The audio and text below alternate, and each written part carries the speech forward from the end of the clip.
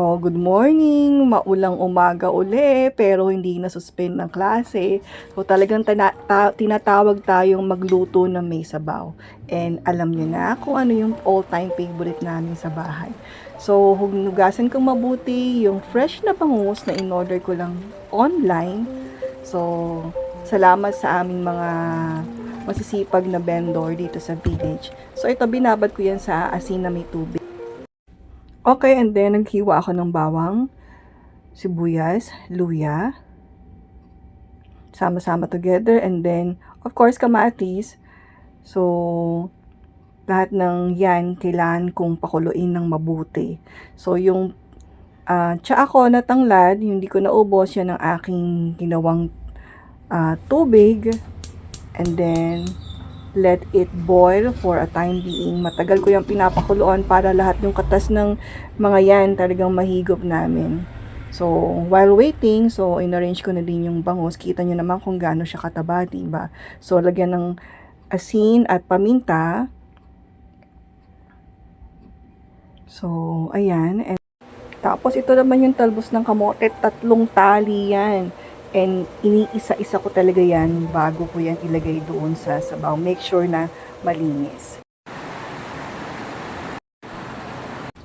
So, ngayon nagdagdag ako uli ng tubig because sabi nga, sabaw is life. And then, nilagay ko na ngayon yung aking bangus. So, hayaan ko na uli yung kumulo for a while. And then, to the rescue, ang Nor Sinigang Mix dahil wala akong available na kalamansi or kamyas. Normally, yun ang ginagamit ko, kamyas, sampalok, or kalamansi. But, dahil nga wala, so, yan muna yung ginamit natin. And then, tinikman ko syempre. So, kailangan titikman natin ating mga niluluto. So, nagdagdag ako ng patis dahil medyo maasim siya. So, nilagay ko na din yung talbos ng kamote. Okay? Parang ilang beses yata kami nagtatalbos ng kamote sa isang linggo. And, mabilis tong maluto, no? So, pag after mga few seconds lang, half a minute, medyo ano na siya, okay na siya. Nilagyan ko na siya ng paminta. Okay.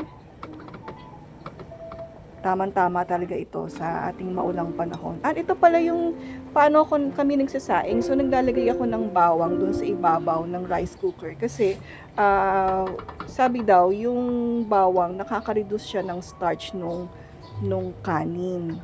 So, nakakabawa siya ng sugar.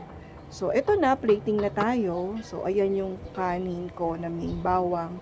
And then, lagay na natin ngayon ang ating sinigang na bangus. So, happy mornings to everyone. Thank you for watching and I hope all of you are safe today.